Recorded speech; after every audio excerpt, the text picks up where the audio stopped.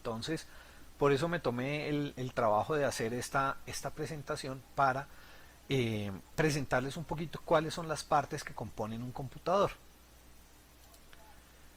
Entonces, bueno, un computador primero está conformado por una CPU o una UAL. Es el cerebro del computador, es la parte más importante del computador. Generalmente es un chip, ahí ven un Ryzen, es el procesador. ¿Sí? Entonces, fíjate que ahí Cristian dijo que un procesador como iOS o Windows. Resulta que iOS y Windows no son procesadores, son sistemas operativos, es software. Ahí sí no estamos hablando de chips, no estamos hablando de hardware, sino estamos hablando de software. ¿Sí? Y yo en un computador, en un mismo computador puedo tener Linux o iOS. Bueno, no iOS porque iOS es para otro tipo de procesadores, pero sí podría tener OS X o podría tener Linux, ¿sí? Son sistemas operativos, pero todo eso es software y yo podría en un computador poner varias de estas cosas, pero pues digamos si yo cambio el procesador, pues ya el computador es diferente. Entonces van a ver que lo que está en título verde, ahí dice CPL UAL, son las partes que son imprescindibles en el computador. El CPU se llama el Central Process Unit, por eso es CPU, la unidad central de procesamiento. En español se le puede llamar como la unidad aritmético-lógica porque es donde se realizan los cálculos. Si ustedes la ven por encima pues se ve como un chip, por debajo se ve como una cantidad de pelitos, de paticas, ¿sí? Eso, todo esto que se ve acá son paticas que tiene ese chip por debajo y esas paticas pues es con la cual yo enchufo el procesador a la tarjeta madre de la que vamos a hablar ahorita. Ahí es donde se realizan todos los cálculos matemáticos, es decir, ahí se ejecutan los programas. ¿Sí? Los programas se ejecutan ahí. Entre más capacidad tenga su CPU, entre más potencia tenga su CPU, entre más núcleos tenga su CPU, pues mayor velocidad va a tener usted en su computador. Entonces ahí es donde entran que el Core i7, que el Ryzen 7, el Ryzen 9, esos son nombres de procesadores. Ahí es donde se realizan los cálculos, ahí, ese es el chip que ejecuta los programas. Y entre más potencia tengan ustedes ahí, pues más rápido va a ser su computador para solucionar los problemas. Como ahí se ejecutan los programas, se requiere energía eléctrica. O sea, si esa vaina está apagada, no funciona. ¿Sí? Y se calienta como el infierno. Por eso, ustedes nunca van a ver el procesador de ustedes a la vista, sino va a estar cubierto por un disipador de calor como estos. ¿Sí? Esos disipadores de calor, que son un ventilador y debajo una rejilla de un material conductor que transmite el calor eficientemente, están destinados a mantener frío a ese chipcito. ¿Por qué? Porque ese chipcito, como está permanentemente trabajando, pues se calienta un montón, y si no fuera por esa cuestión, pues se puede quemar el computador. Si ustedes ven que dejan de sonar los ventiladores, pues preocúpense porque el computador se les puede fritar. Bueno, aquí en este pedacito de la tarjeta madre es donde va enchufado la CPU. ¿Sí? Entonces toda tarjeta madre tiene un socket en donde va enchufada el procesador. Esa motherboard, tarjeta madre, conecta a la CPU con el resto del computador. ¿Sí? Entonces conecta el cerebro con el resto de los asuntos. Pero sí tiene unos pequeños chips para procesamiento que se llaman el BIOS, que es una memoria en donde básicamente vienen las instrucciones que cuando uno enciende el computador pues se ejecutan esos programas. Digamos que es un computador metido dentro de la tarjeta madre, pero que se encarga de hacer unas cosas muy sencillas que son identificar que se encendió la tarjeta, revisar pues cuáles son los componentes y decirle al procesador, vea, este computador cuenta con todas estas cuestiones y ya de aquí en adelante hágale usted. Eso es lo que hace el BIOS. Cuando usted enciende el computador, lo primero que el primer programa que se ejecuta es el BIOS. No sé si usted ha visto que cuando usted enciende su computador aparece por allá abajito un botoncito que dice presione del o F2 para entrar a la configuración. Y usted le da del o F2 y sale una pantalla en donde le permite a usted activarle los ventiladores para que sean más rápidos, para que consuman menos energía eléctrica, para, bueno, que usted puede decirle arranque por el disco duro, arranque por las tarjetas USB, digamos que tiene cierta configuración. Toda esa configuración es el BIOS. Entonces, bueno, por supuesto, la motherboard para funcionar necesita energía eléctrica. Si no tiene energía eléctrica, pues no funciona esa cuestión. Si se va la luz, pues se apagó la motherboard y dejó de funcionar. ¿Sí? Y toda la información que estaba en ese momento en que se fue la luz desapareció. Actualmente vienen con tarjetas embebidas, con tarjeta de video. O sea, si ustedes se dan cuenta, por acá hay una cantidad de conectores, ¿sí? En donde uno puede enchufar la pantalla, en donde uno puede enchufar el sonido, donde uno puede conectar la tarjeta, el cable de red. ¿Sí? Entonces, todo ese tipo de cosas, digamos que esa tarjeta de video, esa tarjeta de audio, esa tarjeta de red que vienen en la motherboard son periféricos, pero eso no es obligatorio. Yo puedo tener una motherboard sin esos aditamentos. Lo que pasa es que pues de un tiempo para acá se volvió normal que vinieran las tarjetas de las motherboards con todos esos aditamentos ya montados de una vez, pero ustedes pueden conseguir motherboards que no tienen conexión de sonido y les toca comprar una tarjeta de audio adicional a esa motherboard. Bueno, se necesita una RAM. Sin la RAM, pues no hay computador. O sea, el computador necesita el CPU, la motherboard y la RAM. ¿Qué es la RAM? La RAM es unos chips que pueden almacenar información sin persistencia. Es decir, si se va la luz, se va la información. ¿Sí? ¿Por qué insisto en este asunto de la luz? Porque es que hay almacenamiento persistente, por ejemplo, en los discos duros, en los palitos de memoria que no necesitan luz para tener la información almacenada. Pero la RAM sí necesita energía eléctrica. Sin energía eléctrica, todos los datos que hay ahí desaparecen. Entonces, ¿para qué existe esa memoria que se llama la memoria RAM?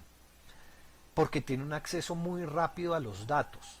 Es decir, cuando ustedes se conectan a esa RAM, pero cuando ustedes le pasan datos a esa RAM, esos datos van a la velocidad de la luz, o es una velocidad, una carga eléctrica que va por entre los chips, y eso no tiene partes móviles, eso es una cuestión supremamente rápida.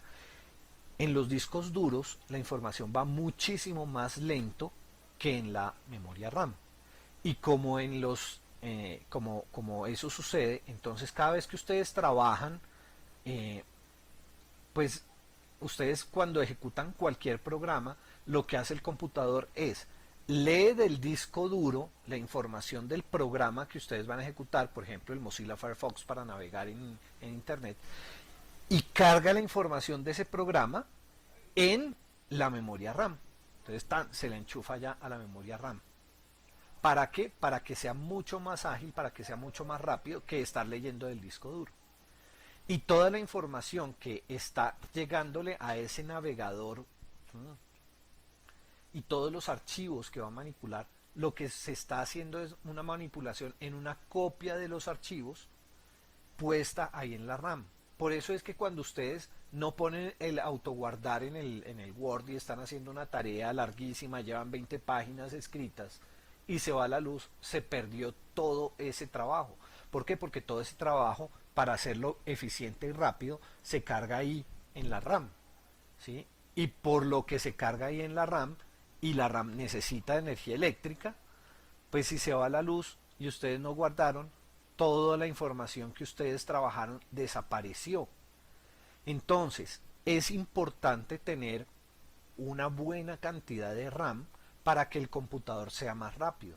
¿Sí? Entonces, no solamente el procesador requiere rapidez, el procesador me brinda rapidez, sino también la memoria RAM. Hay muchas personas que tienen el super mega ultra procesador y un solo chipcito de RAM, ¿sí? 2 gigas de RAM.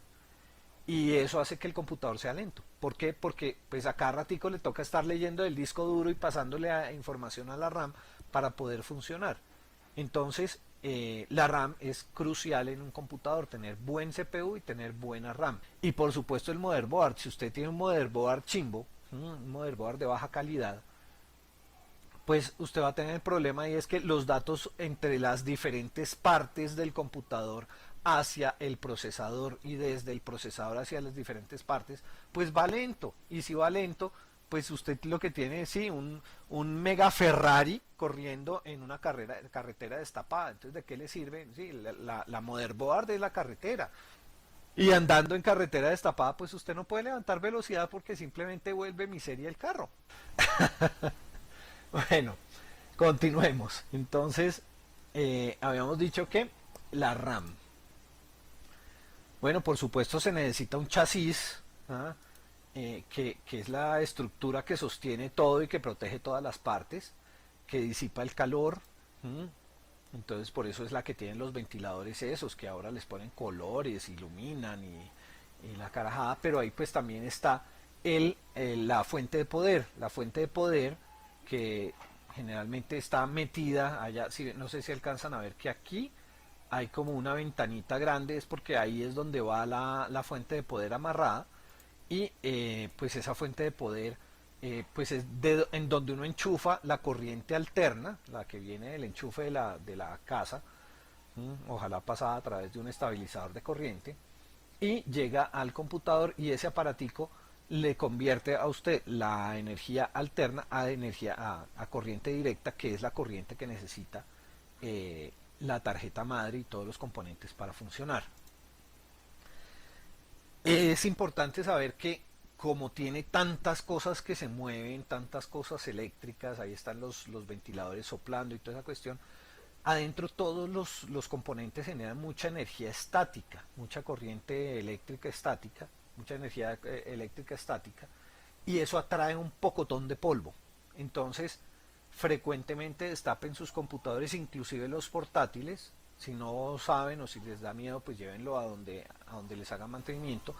Y lo único que hacen es desbaratar el computador y coger una aspiradora inversa, una sopladora, y esa vaina a miles de revoluciones por minuto, 12.000 revoluciones, le soplan en el computador y queda como nuevecito, porque es que el computador captura muchísimo, muchísimo, muchísimo polvo y estas sopladoras pues le genera un buen mantenimiento a ese chasis. Estas fuentes de poder, lo que uno tiene que tener cuidado es que tengan la suficiente potencia para la máquina que usted va a correr, porque hay máquinas que no necesitan tanta potencia, hay máquinas que usted le monta una cantidad de, de hardware adentro y eso lo que hace es que consuman mucha más potencia. Entonces, entre mayor potencia, pues es más cara la unidad de potencia. El problema es que cuando se llena de polvo, por ejemplo, detrás de los ventiladores del procesador, se llena de polvo la rejilla del material este conductor de calor y cuando se llena de polvo, entonces ya no disipa la corriente eficientemente, sino que el ventilador sopla y sopla o sea, y todo ese polvo allá adentro, lo que hace es que se va calentando, se va quemando, va formando una costra allá adentro y ya no disipa calor, y si no disipa calor su computador, pues a que no adivina qué pasa, pues se frita el procesador. Entonces, siempre el mugre genera muchos problemas. En la costa, los que están en la costa atlántica, la sal de mar, eso traga computadores berracamente. Hay que tener protección para la sal de mar y una de las protecciones es limpiarlo, es soplarlo regularmente para que toda esa sal que está ahí del mismo ambiente que tiene sal marina en el mismo aire, pues eso consume y daña los computadores. Entonces eso todo hay que estarlo protegiendo, y la herramienta de darle mantenimiento, de limpiar la motherboard, limpiar todo esto, pues es pues una medida de protección muy grande que ustedes tienen con sus equipos, sean portátiles, sean como estos torres de escritorio. Todo lo que estamos viendo funciona en computadores grandes, medianos o pequeños, ¿no? Bueno, bueno, aquí estamos viendo un disco duro de 5 megas eh, que vendió IBM en 1956. Sí, sí lo alcanzan a ver, cómo lo están montando al avión. Gigante. 5 meguitas, Súper ¿no? chiquito. 5 megas hoy en día es una foto, ¿no? Entonces, estos son los hard disk drive, por lo tanto se llaman discos duros. ¿Sí? Y quiero que se fijen bien en lo que está resaltado en amarillo. Disco, eso es un disco duro. ¿Mm? Esos almacenan información en forma persistente, es decir, si se va la luz, la información que quedó guardada en el disco duro quedó guardada, quedó protegida y no se va a desaparecer porque se fue la luz. ¿Por qué? Porque está almacenada en un medio magnético. Pero tiene un funcionamiento mecánico. ¿Mm? Él no requiere energía eléctrica y pues quiero que vean cómo funciona un disco duro.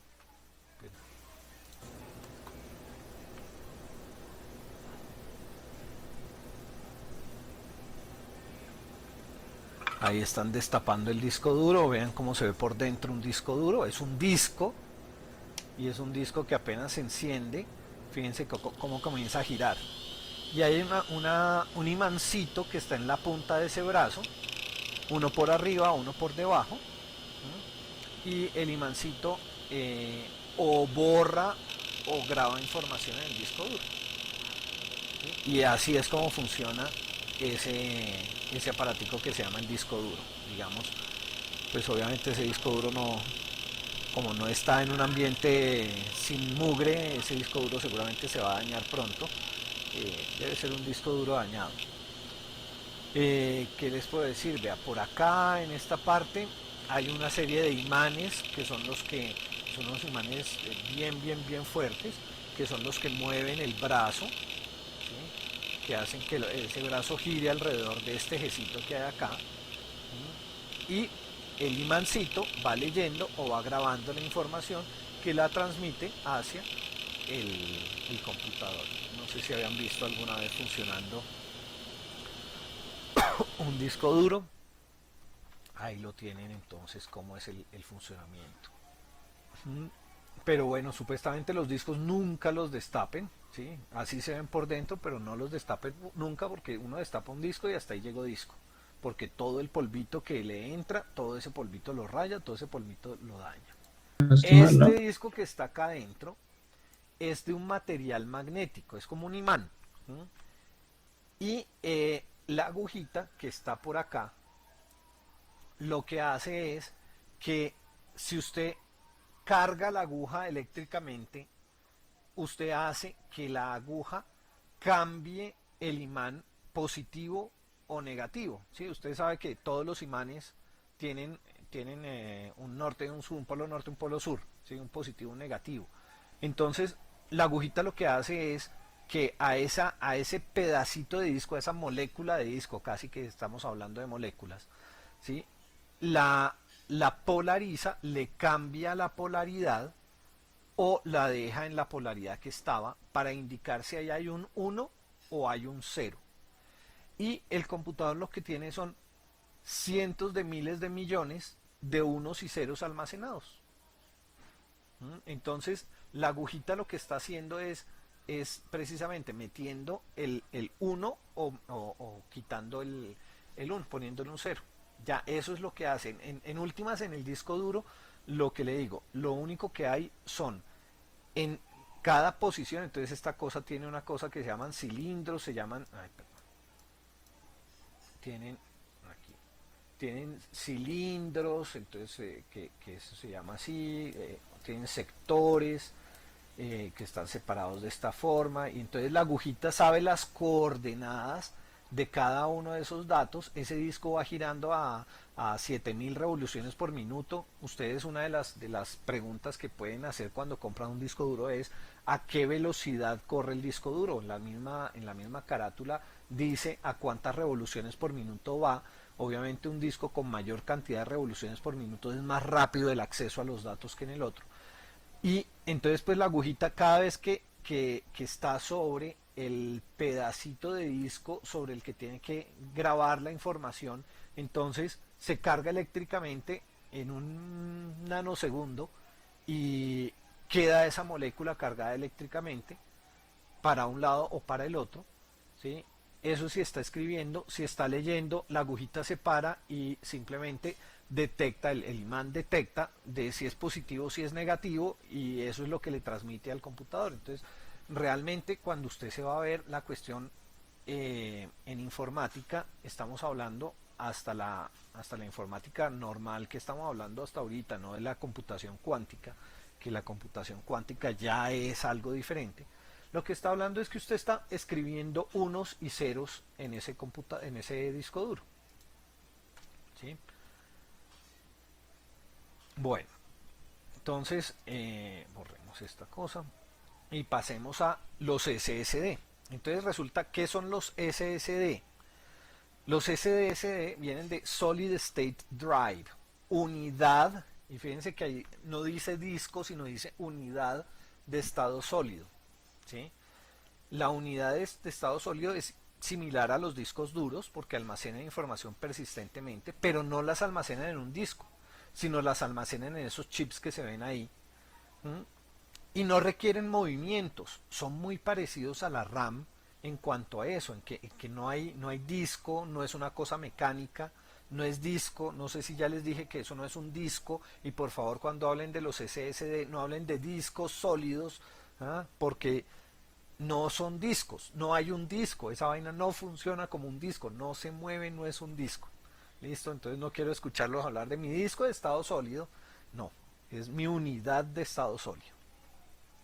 Entonces este tampoco necesita energía eléctrica, este cuando ustedes graban información queda grabada y queda persistente. Pero fíjense que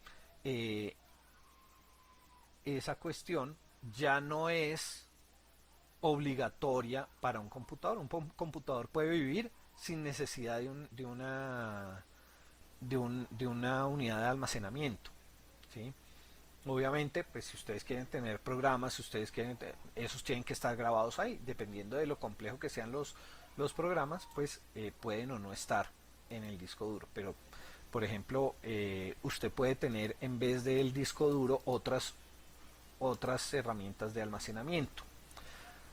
Anteriormente se utilizaban las tarjetas perforadas, que donde había huequito significaba 1, donde no había huequito significaba 0, y lo que era una cantidad de barritas en donde cada barrita era un byte, y si el computador pues encontraba en ese byte un huequito significaba 1, y si no encontraba huequito significaba 0. Ese fue el inicio del almacenamiento persistente. ¿Mm? Y uno hacía las tarjetas con una perforadora manual, y uno le abría los huequitos a la tarjeta para programar, para indicar cuáles eran los programas al computador. Luego pues ya vinieron las unidades magnéticas, entonces empezaron con unidades de cinta que hacían lo mismo que el disco duro, solo que en vez de tener un disco magnético tenían una cinta magnética. Y pues de pronto ustedes pudieron haber conocido los cassettes de música. Esos cassettes de música lo que tienen es eso, son unas cintas magnéticas que pueden eh, alterarse la polaridad de cada una de los sectores de la cinta para indicar si hay un 1 o hay un 0. Luego salieron los disquetes, que vinieron de 8 y 3 cuartos, luego los de 5 y media, luego los de 3 y cuarto, ¿sí? Que son estos de acá, de un mega. Luego vinieron las unidades ópticas. Las unidades ópticas pues son los DVDs, ¿sí? Ah, me tiene loco esta cuestión. Las unidades ópticas son los DVDs, los CDs, los Blu-ray, Todo eso son unidades ópticas que en lugar de almacenar los unos y los ceros en forma de una molécula ionizada magnéticamente para arriba o para abajo, lo que hacen es que tienen unos espejitos que si refleja el rayo láser y vuelve al receptor, entonces significa que ahí hay un 1, y si no refleja, ¿sí? Y no regresó el rayo láser al receptor, pues significa que hay un 0. Y eso es lo que pasa con las unidades ópticas y funcionan muy similar a las unidades magnéticas, y pues las que hay ahorita son las unidades de estado sólido, que ustedes pues conocen los palitos de memoria, conocen las micro SD, las SD y los discos de estado sólido, que tienen una tecnología similar y que también lo único que hacen es almacenar unos y ceros, igual que la RAM. En la RAM lo que pasa es que usted necesita, como son impulsos eléctricos, como son, pues, o sea, mejor dicho, son moléculas que usted está ionizando, usted necesita tener la corriente eléctrica para que se mantenga la ionización de esas moléculas. Pero en los discos magnéticos, pues usted lo que está haciendo es cogiendo un imán y alterándole la polarización al imán. Y cuando usted le altera la polarización al imán, el imán queda polarizado de esa forma y no va a cambiar su polaridad a menos de que usted le pase otro imán por encima. Por eso es que los discos duros están dentro de esas cáscaras tan duras para prevenir que, o sea, antes, por ejemplo, con los disquetes, si me mamo gallo la presentación, con los disquetes uno tenía que tener mucho cuidado de no acercarlo a los teléfonos. Si uno acercaba un teléfono al disquete, uno dejaba el disquete por ahí y entonces uno contestaba una llamada, pum, ponía el cacho del teléfono encima, bueno, en esa época no eran celulares, los celulares son más nuevos que los disquetes, ya estoy viejo, y uno ponía el teléfono encima para ir a llamar a la persona, uno volvía y ese disquete ya no tenía información. ¿Por qué?